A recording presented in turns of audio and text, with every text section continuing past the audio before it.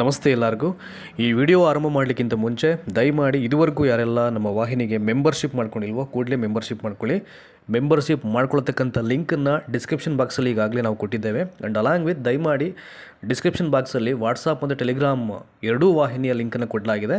Click ಮಾಡಿ join ಆಗಿ ಪ್ರತಿದಿನ ಎಜುಕೇಷನ್ಗೆ ಪೂರಕವಾದಂಥ ಎಲ್ಲ ಅಪ್ಡೇಟ್ಸ್ ನಿಮಗೆ ಲಭ್ಯ ಆಗ್ತಾ ಹೋಗುತ್ತೆ. ಸೊ ವಿಚಾರಕ್ಕೆ ಬರೋಣ. ಈಗ ಕರ್ನಾಟಕ ರಾಜ್ಯದ ವಿವಿಧ ಇಲಾಖೆಗಳಲ್ಲಿ ಕಾದಿರತಕ್ಕಂಥ ಹುದ್ದೆಗಳನ್ನು ಭರ್ತಿ ಮಾಡಲಿಕ್ಕೆ ಈಗ ಒಂದು ಟೈಮ್ ಟೇಬಲನ್ನು ಬಿಡುಗಡೆ ಮಾಡಿದ್ದಾರೆ. ಸೊ ಎಲ್ಲವನ್ನು ಹೇಳ್ತೀನಿ ನಾನು, ಯಾವ್ಯಾವ ಇಲಾಖೆಯಿಂದ ಎಷ್ಟೆಷ್ಟು ಹುದ್ದೆಗಳ ನೇಮಕಾತಿ ಆಗುತ್ತೆ ಅಂತ ಅಂದ್ಬಿಟ್ಟು ಈಗ. ಆ್ಯಂಡ್ ಹಾಗೆಯೇ ಒಂದು ಕ್ಯಾಲೆಂಡರ್ ಆಫ್ ಇವೆಂಟ್ಸ್ ಇಲ್ಲ ಅಂತಂದರೆ ಸೊ ಬ್ಲೈಂಡಾಗಿ ಏನನ್ನೂ ಮಾಡಲಿಕ್ಕಾಗಲ್ಲ. ಹಾಗಾಗಿ ಜೂನ್ 6ನೇ ತಾರೀಕಲ್ಲಿ ನಡೆದಂಥ ಸಭೆಯಲ್ಲಿ ಏನೆಲ್ಲ ಡಿಸ್ಕಷನ್ ಆಯಿತು, ಆ ತೀರ್ಮಾನವಾದಂಥ ಎಲ್ಲ ಒಂದು ಚರ್ಚೆಗಳನ್ನು ಈಗ ಇಮಿಡಿಯೇಟು ಸಾಧ್ಯವಾದಷ್ಟು ಬೇಗ ಅದನ್ನು ಆಚರಣೆಗೆ ತರಲಿಕ್ಕೆ ಈ ಪ್ರಯತ್ನಗಳು ನಡೀತಾ ಇದೆ ಅಂತಕ್ಕಂಥದ್ದು ಒಂದು ಮಾಹಿತಿ ಬರ್ತಾ ಇದೆ. So let's start from the very first ಲೈನ್ಸಲ್ಲಿ. ಖಾಲಿ ಹುದ್ದೆ ಭರ್ತಿ ಪರ್ವ ಅಂತಿದೆ. ಪರ್ವ ಅಂತಂದರೆ ಇಸ್ ನಥಿಂಗ್ ಬಟ್ ಹಬ್ಬ ಅಂತ, ಹುದ್ದೆಗಳ ಹಬ್ಬ ಅಂತ. ಇವೆಲ್ಲ ಟೈಟ್ಲೋದೆ ನಮಗೆ ಸಾಕಾಗಿದೆ. ಸಾಧ್ಯವಾದಷ್ಟು ಬೇಗ ಇವುಗಳನ್ನು ಆಚರಣೆಗೆ ತರೋ ಥರ ಮಾಡಬೇಕಾಗುತ್ತೆ ಇಲಾಖೆಗಳು. ಸೊ ಎರಡು ಇಲಾಖೆ ಭಾಳ ಪ್ರಮುಖವಾಗಿ, ಒಂದು ಕರ್ನಾಟಕ ಪಬ್ಲಿಕ್ ಸರ್ವಿಸ್ ಕಮಿಷನ್ ಅಂತ, ಆ್ಯಂಡ್ ಇನ್ನೊಂದು Karnataka examination authority. Both departments, ಪರೀಕ್ಷಾ ಪ್ರಾಧಿಕಾರ ಅಂತ ಕರೀತಾರೆ ಈ ಇಲಾಖೆಗಳನ್ನು. ಸೊ ಈ ಎರಡು ಇಲಾಖೆಗಳು ಏನು ಮಾಡಿದೆ, ಈಗ ಈ ವೇಳಾಪಟ್ಟಿಯನ್ನು ಬಿಡುಗಡೆ ಮಾಡಿ ಅದ್ರ ಪ್ರಕಾರ ನಾವು ನೇಮಕಾತಿಯನ್ನು ಆರಂಭ ಮಾಡ್ತೀವಿ ಅಂತಕ್ಕಂಥ ಒಂದು ಪ್ರಕ್ರಿಯೆಗೆ ಸಿದ್ಧತೆಯನ್ನು ಮಾಡ್ತಾ ಇರುವಂಥದ್ದು. ನೋಡಿ, ಇದಕ್ಕೆ ಪೂರಕವಾದಂಥ ಎಲ್ಲ ವಿವರಗಳನ್ನು ಇಲ್ಲಿ ಕೊಟ್ಟಿದ್ದಾರೆ. ಇಲ್ಲಿ ಒಂದು ಕಡೆಯಿಂದ ನೋಡಿ, ಇಲ್ಲಿ ಇದೆಯಲ್ಲ, ಇಲ್ಲಿ ಕರ್ನಾಟಕ ಲೋಕಸೇವಾ ಆಯೋಗ ಮತ್ತು ಕರ್ನಾಟಕ ಪರೀಕ್ಷಾ ಪ್ರಾಧಿಕಾರ ನಿರ್ಧಾರ ಮಾಡಿರುವಂಥದ್ದು. ಆ ಮೂಲಕ ಮುಂದಿನ ದಿನಗಳಲ್ಲಿ ಹುದ್ದೆಗಳ ಭರ್ತಿ ಪರ್ವವೇ ಆರಂಭ ಆಗ್ತಾ ಇದೆ ಅಂತ ಹೇಳಿದ್ದಾರೆ. ಸೊ ಇಲ್ಲಿ ಹೇಳಿದ್ದಾರೆ, ಎಕನಾಮಿಕ್ ಡಿಪಾರ್ಟ್ಮೆಂಟ್ಗೆ ಸಂಬಂಧಪಟ್ಟ ಹಾಗೆ ಆರ್ಥಿಕ ಇಲಾಖೆ ಅನುಮೋದನೆ ನೀಡಿರತಕ್ಕಂಥ ಹುದ್ದೆಗಳ ನೇಮಕಾತಿಗೆ ವೇಳಾಪಟ್ಟಿಯನ್ನು ನೋಟಿಫಿಕೇಷನ್ ಮಾಡಿ ಸ್ಪರ್ಧಾತ್ಮಕ ಪರೀಕ್ಷೆಯನ್ನು ಕಂಡಕ್ಟ್ ಮಾಡಿ ರಿಸಲ್ಟನ್ನು ಸಾಧ್ಯವಾದಷ್ಟು ಬೇಗ ನಾವು ಪ್ರಕಟ ಮಾಡ್ತೀವಿ ಅಂತ KPSC ಮತ್ತು ಈ KEA ಮುಖ್ಯ ಕಾರ್ಯದರ್ಶಿಗಳಾದಂಥ ಶಾಲಿನಿ ರಜನೀಶ್ ಅವರು ಸೂಚನೆಯನ್ನು ಕೊಟ್ಟಿದ್ದಾರೆ. ಈ ಕುರಿತಂತೆ ನಾನು ಆರಂಭದಲ್ಲಿ ಹೇಳಿದಾಗೆ 6ನೇ ತಾರೀಕು, ಅಂದರೆ ಇದೇ ತಿಂಗಳು ಜೂನ್ 6ನೇ ತಾರೀಕು ಇದಕ್ಕೆ ಸಂಬಂಧಪಟ್ಟಂಥ ಸಭೆ ಕಂಡಕ್ಟ್ ಆಗಿದೆ. ಇದಾದ ನಂತರದಲ್ಲಿ ಈ ಪ್ರಜಾವಾಣಿ ದಿನಪತ್ರಿಕೆ ಜೊತೆ ಅವರು ಮಾತಾಡಬೇಕಾದ್ರೆ ಈ ಎಲ್ಲ ವಿಷಯಗಳನ್ನು ಅವರು ಇಲ್ಲಿ ಮಾತಾಡಿದ್ದಾರೆ. KPSC ಕಾರ್ಯದರ್ಶಿ K. ಜ್ಯೋತಿ ಮುಖ್ಯ ಕಾರ್ಯದರ್ಶಿ ನೀಡಿರತಕ್ಕಂಥ ಸೂಚನೆಯಂತೆ ನೇಮಕಾತಿ ಪ್ರಕ್ರಿಯೆಗಳನ್ನು ತ್ವರಿತಗೊಳಿಸಲಿಕ್ಕೆ ಆಯೋಗದ ಸಭೆಯಲ್ಲಿ ಈಗಾಗಲೇ ತೀರ್ಮಾನ ಮಾಡಲಾಗಿದೆ. ವಿವಿಧ ಇಲಾಖೆಗಳಿಂದ ಈಗಾಗಲೇ ಬಂದಿರತಕ್ಕಂಥ ಪ್ರಸ್ತಾವಗಳನ್ನು ಒಟ್ಟು ಮಾಡಿ ಅಧಿಸೂಚನೆ ಹೊರಡಿಸುವ ಜೊತೆಗೆ ಸ್ಪರ್ಧಾತ್ಮಕ ಪರೀಕ್ಷೆ ನಡೆಸ್ತಕ್ಕಂಥ ಮತ್ತು ಫಲಿತಾಂಶ ಪ್ರಕಟಿಸುವ ತಾತ್ಕಾಲಿಕ ದಿನವನ್ನು ನಿಗದಿ ಮಾಡಿ ವೇಳಾಪಟ್ಟಿಯನ್ನು ವೆಬ್ಸೈಟ್ನಲ್ಲಿ ಪ್ರಕಟಿಸಲಾಗುವುದು. ಅರ್ಥ ಆಯಿತು ನಿಮಗೆ? ಸೊ ಕ್ಯಾಲೆಂಡರ್ ಆಫ್ ಇವೆಂಟ್ಸ್ ಅಥವಾ ಒಂದು ಟೈಮ್ ಟೇಬಲ್ ಏನು ಹೇಳುತ್ತೆ ಅಂತಂದರೆ, ಯಾವ ಇಲಾಖೆಯ ಅಂಡರಲ್ಲಿ ಯಾವ ಹುದ್ದೆಗಳ ನೇಮಕಾತಿಗೆ ಅಧಿಸೂಚನೆ ಮಾಡ್ತಾರೆ, ಯಾವಾಗ ಸ್ಪರ್ಧಾತ್ಮಕ ಪರೀಕ್ಷೆಯನ್ನು ಮಾಡ್ತಾರೆ, ಅದಕ್ಕೆ ಸಂಬಂಧಪಟ್ಟಂಥ ದಿನಾಂಕವನ್ನು ನಮೂದಾಗುತ್ತೆ ಅಲ್ಲಿ ವೇಳಾಪಟ್ಟಿಯಲ್ಲಿ. ಅಟ್ ದ ಸೇಮ್ ಟೈಮ್ ಯಾವಾಗ ಫಲಿತಾಂಶವನ್ನು ಪ್ರಕಟ ಮಾಡ್ತಾರೆ, ಈ ಮೂರು ವಿಚಾರಗಳು ಇಡೀ ಟೈಮ್ ಟೇಬಲಲ್ಲಿ ಮೆನ್ಷನ್ ಮಾಡಬೇಕು. ಅದಕ್ಕೋಸ್ಕರ ಅವರು ಈ ವೇಳಾಪಟ್ಟಿಯನ್ನು ನಿಗದಿ ಮಾಡಿರುವಂಥದ್ದು. ನೋಡಿ, ಈಗ ಇನಿಷಿಯಲಿ ಎಷ್ಟು ಇಲಾಖೆಯಿಂದ ಪ್ರಸ್ತಾವ ಬಂದಿದೆ, ಇನ್ನೂ ಬರಬೇಕಾಗಿರ್ತಕ್ಕಂಥ ಪ್ರಸ್ತಾವಗಳು, ಅದಕ್ಕೆ ಈ ಮಂತ್ ಎಂಡ್ ತನಕ ಟೈಮ್ ಕೊಟ್ಟಿದ್ದಾರೆ ಇಲ್ಲಿ. ಅದನ್ನು ಹೇಳ್ಬಿಡ್ತೀನಿ ನಾನು. ನೋಡಿ, ಇದುವರೆಗೂ ಬಂದಿರತಕ್ಕಂಥದ್ದು ಈಗಾಗಲೇ ಸುಮಾರು 12 ಇಲಾಖೆಗಳಿಂದ ವಿವಿಧ ವೃಂದಗಳ 440 ಹುದ್ದೆಗಳ ಭರ್ತಿಗೆ ಪ್ರಸ್ತಾವಗಳು ಬಂದಿರುವಂಥದ್ದು. ಇನ್ನು ಜೂನ್ 30ರ ಒಳಗೆ ಬರ್ತಕ್ಕಂಥ ಎಲ್ಲ ಪ್ರಸ್ತಾವಗಳನ್ನು ಒಟ್ಟು ಮಾಡಿ ಅದನ್ನು ಇನ್ಕ್ಲೂಡಿಂಗ್ ಮಾಡಿ ಮತ್ತೊಂದು ವೇಳಾಪಟ್ಟಿಯನ್ನು ಪ್ರಿಪೇರ್ ಆಗುತ್ತೆ. ಆ ವೇಳಾಪಟ್ಟಿಯು ಕೂಡ ಅದು ವೆಬ್ಸೈಟಲ್ಲಿ ಡಿಸ್ಕ್ಲೋಸ್ ಆಗುತ್ತೆ. ಅದ್ರ ಬಗ್ಗೆಯೂ ಕೂಡ ನಿಮಗೆ ಮಾಹಿತಿನ ಕೊಡ್ತೀನಿ. ಸೊ ವಿತಿನ್ ಫ್ಯೂ ಡೇಸಲ್ಲಿ. ಇನ್ನು ನೆಕ್ಸ್ಟು, ಆಯೋಗದ ಅನುಮೋದನೆ ಪಡೆದು ಬಿಡುಗಡೆ ಮಾಡಲಾಗುವುದು 6 ತಿಂಗಳ ಒಳಗೆ, ವಿತಿನ್ 6 ಮಂತ್ಸಲ್ಲಿ. ಆಯಿತಾ? ವಿತಿನ್ 6 ಮಂತ್ಸಲ್ಲಿ ಗ್ರೂಪ್ C ಹುದ್ದೆಯ ನೇಮಕಾತಿ ಪ್ರಕ್ರಿಯೆಯನ್ನು ಕಂಪ್ಲೀಟ್ ಮಾಡಬೇಕು ಅಂತ ನಾವು ಯೋಜನೆ ಹಾಕ್ಕೊಂಡಿದ್ದೀವಿ. ಸೊ ಈ ರೀತಿ ಮಾಡಿದಾಗ ಏನಾಗುತ್ತೆ, ಟ್ವೈಸ್ ಇನ್ ಇಯರ್, ವರ್ಷಕ್ಕೆ 2 ಬಾರಿ ಗ್ರೂಪ್ C ಹುದ್ದೆಗಳಿಗೆ ನಾವು ರಿಕ್ರೂಟ್ಮೆಂಟ್ ಮಾಡಲಿಕ್ಕೆ ನಮಗೆ ಅವಕಾಶ ಆಗುತ್ತೆ ಅಥವಾ ಸಾಧ್ಯ ಆಗುತ್ತೆ ಅಂತ ಹೇಳ್ತಾ ಇದ್ದಾರೆ. ಇದರಿಂದ ಏನಾಗುತ್ತೆ, ಸೊ ಯಾರೆಲ್ಲ KPSC ಮತ್ತು KE ಅಂಡರಲ್ಲಿ ಎಕ್ಸಾಮನ್ನು ಬರೀಬೇಕು ಅಂತಕ್ಕಂಥ ಇಚ್ಛೆ ಇರುತ್ತೋ ಆ ಒಂದು ಅಭ್ಯರ್ಥಿಗಳಿಗೂ ಇದರಿಂದ ಅಡ್ವಾಂಟೇಜ್ ಆಗುತ್ತೆ ಅಂತ ಇಲ್ಲಿ ಹೇಳಿರುವಂಥದ್ದು. ಇನ್ನು ಈ ನೇಮಕಾತಿಗಳನ್ನು ಮಾಡಲಿಕ್ಕೆ ಅಥವಾ ಈ ನೇಮಕಾತಿ ಪ್ರಕ್ರಿಯೆಗಳನ್ನು ನಡೆಸಲಿಕ್ಕೆ ಒಂದು ಹೊಸ ಸಾಫ್ಟ್ವೇರನ್ನು ಇಲ್ಲಿ ಮಾಡಲಾಗಿದೆ ಅಂತ ಹೇಳ್ತಾ ಇದ್ದಾರೆ. ಅದನ್ನು ಹೊಸ ತಂತ್ರಾಂಶ ಅಂತ ಹೇಳ್ತಾರೆ. ಏನಾದರೂ ಕೆಲಸ, ಈಗ ನೇಮಕಾತಿ ಪ್ರಕ್ರಿಯೆ ಸುಗಮ ಮತ್ತು ಸರಳಗೊಳಿಸಲಿಕ್ಕೆ ಈ ಆಡಳಿತದ ಸಹಯೋಗದಲ್ಲಿ ಹೊಸ ತಂತ್ರಾಂಶವನ್ನು ಅಭಿವೃದ್ಧಿಗೊಳಿಸ್ತಕ್ಕಂಥ ಕೆಲಸ ಈಗ ಅದು ಪ್ರಾಸೆಸ್ ನಡೀತಾ ಇದೆ ಅಂತ.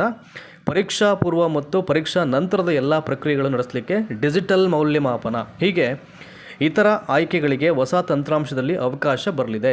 ಇವೆಲ್ಲವನ್ನು ಡೆವಲಪ್ ಮಾಡ್ತಕ್ಕಂಥ ಈ ಎಲ್ಲ ಹೊಸ ಯೋಜನೆಯನ್ನು ಮಾಡ್ತಕ್ಕಂಥ ಡಿಜಿಟಲೀಕರಣ ಮಾಡ್ತಕ್ಕಂಥ ಉದ್ದೇಶ ಏನಪ್ಪ ಅಂತಂದರೆ ಯಾವುದೇ ರೀತಿಯ ಇಲ್ಲೀಗಲ್ ಆಗಿ ಮಾಲ್ ಪ್ರಾಕ್ಟೀಸ್ ಇಲ್ಲದೇ ಪರೀಕ್ಷೆಗಳನ್ನು ಪಾರದರ್ಶಕವಾಗಿ ಕಂಡಕ್ಟ್ ಮಾಡಲಿಕ್ಕೆ, ಜೊತೆಗೆ ಅವುಗಳ ಮೌಲ್ಯಮಾಪನ ಪ್ರಕ್ರಿಯೆಯು ಕೂಡ ಸರಿಯಾದ ರೀತಿಯಲ್ಲಿ ನಡೀಲಿಕ್ಕೆ ಮಾಡ್ತಕ್ಕಂಥ ಒಂದು ಯೋಜನೆ ಇವೆಲ್ಲವೂ ಕೂಡ. ಈಗ ಹೇಗೆ ಎಲ್ಲ ಸಿಬ್ಬಂದಿಗಳಿಗೆ ಕಾಮ್ಸ್ ಮುಖಾಂತರವಾಗಿ ಫೇಸ್ ರೆಕಗ್ನಿಷನ್ ಆಗಿರ್ಬೋದು, ಲೊಕೇಶನ್ಸ್ ಆಗಿರ್ಬೋದು, ಕಾಮ್ಸ್ ಮುಖಾಂತರ ಹೇಗೆ ತಮ್ಮ ಹಾಜರಾತಿಯನ್ನು ಆಗ್ತಾ ಇದ್ದಾರೋ, ಸೊ ಸರಿಯಾದ ರೀತಿ ಒಂದು ಅಪ್ಡೇಟ್ ಆಗಲಿ ಅಂತ ಅಂದ್ಬಿಟ್ಟು, so at the same time ಇವುಗಳು ಅಷ್ಟೇ ಸರಿಯಾದ ರೀತಿಯಲ್ಲಿ ಎಲ್ಲ ಪ್ರಕ್ರಿಯೆಯನ್ನು ನಡೆಸಲಿಕ್ಕೆ ಮಾಡ್ತಕ್ಕಂಥ ಒಂದು ಯೋಜನೆ ಇವೆಲ್ಲವೂ ಕೂಡ ಎಲ್ಲವೂ ವೆಲ್ಕಮ್ ಮಾಡಬೇಕಾಗಿರ್ತಕ್ಕಂಥ ವಿಚಾರ. ಹೊಸ ಮಾದರಿಯ OMR ಸೀಟ್ ಪರಿಚಯಿಸಲು ಕೂಡ ಉದ್ದೇಶಿಸಿದ್ದೇವೆ. ಸೊ ಮೇ ಬಿ ಎಲ್ಲವೂ ಚೇಂಜ್ ಆಗ್ತಿರ್ತಿದೆ. ಈಗ ಆರ್ಟಿಫಿಷಿಯಲ್ ಇಂಟೆಲಿಜೆನ್ಸ್ ಬಂದ ನಂತರದಲ್ಲಿ ಪ್ರತಿಯೊಂದು ಇಲಾಖೆಯಲ್ಲೂ ಅದನ್ನು ಅಡಾಪ್ಟ್ ಮಾಡಿದ್ದಾರೆ. ಈಗ ಹಾಗಾಗಿ ಇಲ್ಲಿ ಬದಲಾವಣೆ ಅಂತಕ್ಕಂಥದ್ದು ಜಗದ ನಿಯಮ. ಆದರೆ ಬದಲಾವಣೆಯ ಜೊತೆಗೆ ಕಾಲಕ್ಕೆ ರಿಕ್ರೂಟ್ಮೆಂಟ್ಸ್ ಮಾಡಬೇಕು. ಟೆಕ್ನಾಲಜಿ ಮುಂದುವರಿತಾ ನೇಮಕಾತಿಗಳನ್ನು ಡಿಲೇ ಮಾಡ್ತಾ ಹೋದರೆ ಅದಕ್ಕೆ ಅರ್ಥ ಇಲ್ಲ ಅಲ್ವಾ? ಹಾಗಾಗಿ ಸೊ ಕಾಲಕ್ಕೆ ಯಾವ ಇಲಾಖೆಗಳಿಂದ ಎಷ್ಟೆಷ್ಟು ಹುದ್ದೆಗಳು ನೇಮಕ ಮಾಡಬೇಕು, ಅಟ್ಲೀಸ್ಟ್ ಅದನ್ನು ಮಾಡೋ ಪ್ರಯತ್ನಗಳಾಗಬೇಕು. ಅಗತ್ಯ ಆರ್ಥಿಕ ನೆರವು ನೀಡುವುದಾಗಿ ಆರ್ಥಿಕ ಇಲಾಖೆ ಕೂಡ ಒಪ್ಪಿರುವಂಥದ್ದು. ಸೊ ನೆಕ್ಸ್ಟು, ಆಯೋಗದಲ್ಲಿ 50% ಸಿಬ್ಬಂದಿ ಕೊರತೆ ಇದೆ ನೋಡಿ. 50% ಸಿಬ್ಬಂದಿಗಳೇ ಇಲ್ಲ ಅಲ್ಲಿ. ಈ ಕಾರಣಕ್ಕೆ ನೇಮಕಾತಿ ಪ್ರಕ್ರಿಯೆ ವಿಳಂಬ ಆಗ್ತಾ ಇದೆ. ಆಯೋಗದ ಸಿಬ್ಬಂದಿಯನ್ನು ಗ್ರೇಟರ್ ಬ್ಯಾಂಗ್ಳೂರು ಪ್ರಾಧಿಕಾರ ವ್ಯಾಪ್ತಿಯ ನಗರ ಪಾಲಿಕೆಗಳ ಚುನಾವಣೆ ಹಾಗೂ ಮತದಾರರ ಪಟ್ಟಿ ವಿಶೇಷ ಸಮಗ್ರ ಪರಿಷ್ಕರಣೆ ಕೆಲಸಕ್ಕೆ ಬಳಸಿಕೊಳ್ಳದಂತೆ ಮುಖ್ಯಮಂತ್ರಿ ಮುಖ್ಯ ಕಾರ್ಯದರ್ಶಿ ಮತ್ತು ಮುಖ್ಯಮಂತ್ರಿ ಹೆಚ್ಚುವರಿ ಮುಖ್ಯ ಕಾರ್ಯದರ್ಶಿ, GBA ಮುಖ್ಯ ಆಯುಕ್ತರು ಮತ್ತು GBA ವ್ಯಾಪ್ತಿಯ ಎಲ್ಲ 5 ಪಾಲಿಕೆಗಳ ಆಯುಕ್ತರಿಗೆ ಪತ್ರ ಬರೆದು ಮನವಿಯನ್ನು ಮಾಡಲಾಗಿದೆ ಅಂತ ಹೇಳ್ತಾರೆ. ಯಾಕೆಂದರೆ ಇಡೀ ನೇಮಕಾತಿ ಪ್ರಕ್ರಿಯೆ ನಡೆಸ್ತಕ್ಕಂಥ ಅಧಿಕಾರಿಗಳೇ ಅಥವಾ ಸಿಬ್ಬಂದಿಗಳನ್ನು ತಗೊಂಡು ಬೇರೆ ಕಡೆ ಅವರನ್ನು ಹಾಕ್ಬಿಟ್ರಲ್ಲಿ ಕೆಲಸಕ್ಕೆ ಮತ್ತೆ ಡಿಲೇ ಆಗಿಬಿಡುತ್ತೆ ಪ್ರಕ್ರಿಯೆಗಳು. ಹಾಗಾಗಿ ಇವರೇ ರಿಕ್ವಿಷನ್ ಕಳಿಸ್ಬಿಡ್ತಾರೆ CMಗೆ ಮತ್ತು ಚೀಫ್ ಸೆಕ್ರೆಟರಿಗೆ. ಅವರಿಗೆಲ್ಲ ರಿಕ್ವಿಷನ್ ಪಾಸ್ ಮಾಡಿ ಯಾವುದೇ ಕಾರಣಕ್ಕೂ ಆ ಒಂದು GBA ಈ ಪರಿಷ್ಕರಣೆ ಕಾರ್ಯಕ್ಕೆ ಅವ್ರನ್ನ ಬಳಸ್ಕೋಬೇಡಿ ಅಂತ ಅಂದ್ಬಿಟ್ಟು ಇವರೇ ಪತ್ರ ಬರೆದಿರೋದ್ರಿಂದ ನೋಡಬೇಕು ಅದಕ್ಕೆ ಯಾವ ಥರ ರೆಸ್ಪಾನ್ಸ್ ಬರುತ್ತೆ, ಏನು ಕತೆ ಅಂತ ಅಂದ್ಬಿಟ್ಟು. ಇನ್ ಕೇಸ್ ಅವ್ರು ಏನಾದರೂ ಬೇಡ ಅಂತ ಅವರು ಅಕ್ಸೆಪ್ಟ್ ಮಾಡಿದೇ ಆದರೆ ಈ ನೇಮಕಾತಿ ಪ್ರಕ್ರಿಯೆಗಳು ಬೇಗ ನಡೀಲಿಕ್ಕೆ, ನೋಟಿಫಿಕೇಷನ್ ಆಗಲಿಕ್ಕೆ ಸಾಧ್ಯ ಆಗುತ್ತೆ. ನೆಕ್ಸ್ಟು, ಈಗ ಆ್ಯಸ್ ಪರ್ ಅಥವಾ according to time table recruitment ಮಾಡಲಿಕ್ಕೆ ನೋಡಿ ಇಲ್ಲಿ ಹೇಳಿದರೆ ಅದಕ್ಕೆ ಸಂಬಂಧಪಟ್ಟ ಹಾಗೆ ಮುಖ್ಯ ಕಾರ್ಯದರ್ಶಿ ನೀಡಿರತಕ್ಕಂಥ ನಿರ್ದೇಶನದಂತೆ ನೇಮಕಾತಿ ಪ್ರಕ್ರಿಯೆ ನಡೆಸಲಿಕ್ಕೆ ನಾವು ಈಗಾಗಲೇ ವೇಳಾಪಟ್ಟಿಯನ್ನು ಪ್ರಿಪೇರ್ ಮಾಡಿದ್ದೀವಿ. ಗೃಹ ಇಲಾಖೆಯಿಂದ ಬಂದಿರತಕ್ಕಂಥ ನೋಡಿ ಇಲ್ಲಿ ಕಾನ್ಸ್ಟೇಬಲ್ ದಟ್ ಈಸ್ DAR 1600 ಹುದ್ದೆಗಳು ಮತ್ತು ವಿವಿಧ ಇಲಾಖೆಗಳ ಒಟ್ಟು 962 ಗ್ರೂಪ್ C ಹುದ್ದೆಗಳ ನೇಮಕಾತಿಗೆ ವೇಳಾಪಟ್ಟಿಯನ್ನು ಪ್ರಿಪೇರ್ ಮಾಡಿದ್ದೀವಿ ಅಂತ ಹೇಳಿದ್ದಾರೆ. ಸೋಮವಾರದ ಅಂದರೆ ಜೂನ್ 15ನೇ ತಾರೀಕು ಒಳಗೆ ಬರತಕ್ಕಂಥ ಪ್ರಸ್ತಾವಗಳಿಗೆ ಇದೇ 20ರಂದು ಅಧಿಸೂಚನೆ ಹೊಡಿಸ್ತವೆ ಅಂತ. ಜೂನ್ 20ನೇ ತಾರೀಕು ಒಳಗಡೆ ಏನು ಪ್ರಸ್ತಾವ ಬರುತ್ತೆ ಅವೆಲ್ಲ ಅದಕ್ಕೂ ನಾವು ಈ ಮಂತಲ್ಲೇ ನಾವು ನೋಟಿಫಿಕೇಷನ್ ಮಾಡ್ತೀವಿ ಅಂತ ಹೇಳಿದ್ದಾರೆ. ಈ ಪ್ರಸ್ತಾವಗಳಿಗೆ ಜೂನ್ 23ರಿಂದ ಜುಲೈ 18ರವರೆಗೆ ಅರ್ಜಿಯನ್ನು ಆಹ್ವಾನ ಮಾಡಿ. ನೋಡಿ ಇಲ್ಲಿ ಈಗ ಯಾವ್ಯಾವ ಪ್ರಸ್ತಾವ ಬರುತ್ತೆ ಈಗ 20ನೇ ತಾರೀಕು ಒಳಗಡೆ ಈ ಮಂತಲ್ಲಿ, ಆ ಒಂದು ಪ್ರಸ್ತಾವಗಳಿಗೆ ಜೂನ್ 23ನೇ ತಾರೀಕಿಂದ ಜುಲೈ 18ರವರೆಗೆ ನಾವು ಅಪ್ಲಿಕೇಶನ್ ಕಾಲ್ಫರ್ ಮಾಡಲಿಕ್ಕೆ ನಾವು ಮಾಡ್ತೀವಿ ಅಂತ. ಪರೀಕ್ಷೆ ನಡೆಸಲಿಕ್ಕೆ ವೇಳಾಪಟ್ಟಿ ಸಿದ್ಧಪಡಿಸಿದ್ದೇವೆ ಎಂದು ಕರ್ನಾಟಕ ಎಕ್ಸಾಮಿನೇಷನ್ ಅಥಾರಿಟಿಯ ಕಾರ್ಯನಿರ್ವಾಹಕರಾದಂಥ ನಿರ್ದೇಶಕ H. ಪ್ರಸನ್ನ ಅವರು ಈ ಮಾಹಿತಿಯನ್ನು ಕೊಟ್ಟಿರುವಂಥದ್ದು. ಇನ್ನು ಮುಂದುವರೆದಂತೆ ನೋಡಿ ಇಲ್ಲಿದೆ ಈಗ ಜೂನ್ 15ರಿಂದ ಆಗಸ್ಟ್ 23ರವರೆಗೆ ಸ್ವೀಕೃತವಾಗ್ತಕ್ಕಂಥ ನೇಮಕಾತಿ ಪ್ರಸ್ತಾವಗಳಿಗೆ ನೋಡಿ 15ರಿಂದ ಆಗಸ್ಟ್ 23 ತನಕ ಸೆಪ್ಟೆಂಬರ್ 1ರಂದು ನೋಟಿಫಿಕೇಷನ್ ಮಾಡಿ ಸೆಪ್ಟೆಂಬರ್ 3ರಿಂದ 30ರವರೆಗೆ ಆನ್ಲೈನ್ ಮೂಲಕ ಅರ್ಜಿಯನ್ನು ನಾವು ಕರಿತೀವಿ. ಅರ್ಥ ಮಾಡ್ಕೋಬೇಕು. ಪರೀಕ್ಷೆ ನಡೆಸಲಿಕ್ಕೆ ವೇಳಾಪಟ್ಟಿಯನ್ನು ಈಗಾಗಲೇ ಇದಕ್ಕೂ ಕೂಡ ನಾವು ಪ್ರಿಪೇರ್ ಮಾಡಿದ್ದೀವಿ ಅಂತ ಹೇಳಿದ್ದಾರೆ. ಇದಕ್ಕೆ ಅನುಗುಣವಾಗಿ ಪ್ರಸ್ತಾವಗಳನ್ನು ಕಳಿಸಿದರೆ ಕಾಲಮಿತಿಯಲ್ಲಿ ನಾವು ನೇಮಕಾತಿ ಪ್ರಕ್ರಿಯೆಯನ್ನು ಕಂಪ್ಲೀಟ್ ಮಾಡ್ತೀವಿ ಅಂತ ಅವರು ಪ್ರಸನ್ನ ಅವರು ಇಲ್ಲಿ ತಿಳಿಸಿರುವಂಥದ್ದು. ನೋಡಿ ಇದು ಆ್ಯಂಡ್ ಟೈಮ್ ಟೇಬಲ್ ಇದು ಎಷ್ಟು ಹುದ್ದೆಗಳ ನೇಮಕಾತಿಗೆ ವೇಳಾಪಟ್ಟಿ ಅಂತ. ಸೊ ಮೊದಲು ಕರ್ನಾಟಕ ಎಕ್ಸಾಮಿನೇಷನ್ ಅಥಾರಿಟಿ ಅಂಡರಲ್ಲಿ ನೋಡಿ ಯಾವುದು ಪೊಲೀಸ್ ಕಾನ್ಸ್ಟೇಬಲ್ DAR 1600 ಹುದ್ದೆಗಳು, ಕರ್ನಾಟಕ ವಸತಿ ಶಿಕ್ಷಣ ಸಂಸ್ಥೆಗಳ ಸಂಘ ದಟ್ ಈಸ್ ಕ್ರೈಸ್ 800 ಹುದ್ದೆಗಳು, ಜಲಸಂಪನ್ಮೂಲ 122 ಹುದ್ದೆಗಳು, ಪ್ರವಾಸೋದ್ಯಮ 18 ಹುದ್ದೆಗಳು, ಕೈಮಗ್ಗ 22 ಹುದ್ದೆಗಳು. ಇದು ಕರ್ನಾಟಕ ಎಕ್ಸಾಮಿನೇಷನ್ ಅಥಾರಿಟಿ ಅಂಡರಲ್ಲಿ ಕಲ್ಫರಾಗ್ತಕ್ಕಂಥ ಹುದ್ದೆಗಳು ಮತ್ತು ಆ ಹುದ್ದೆಗಳ ಸಂಖ್ಯೆ. And next KPSC Karnataka public service ಕಮಿಷನಿಂದ ಜಲಸಂಪನ್ಮೂಲ 3 ಹುದ್ದೆಗಳು, ಸಮಾಜ ಕಲ್ಯಾಣ ವಾರ್ಡನ್ ಮಹಿಳಾ ಅಭ್ಯರ್ಥಿ 31 ಹುದ್ದೆಗಳು, ಜಲಸಂಪನ್ಮೂಲ AEE ಸಿವಿಲ್ 27 ಹುದ್ದೆಗಳು, again social welfare that is warden ಪುರುಷ ಅಭ್ಯರ್ಥಿಗಳು ಸುಮಾರು 251 ಹುದ್ದೆಗಳ ಸಂಖ್ಯೆ ಇದೆ ಇಲ್ಲಿ. ಇನ್ನು ನಗರ ಮತ್ತು ಗ್ರಾಮಾಂತರ ಯೋಜನೆ ವಿವಿಧ ಹುದ್ದೆಗಳು ದಟ್ ಇಸ್ ವೇರಿಯಸ್ ಪೋಸ್ಟ್ ಅಲ್ಲಿ 121 ಇದೆ.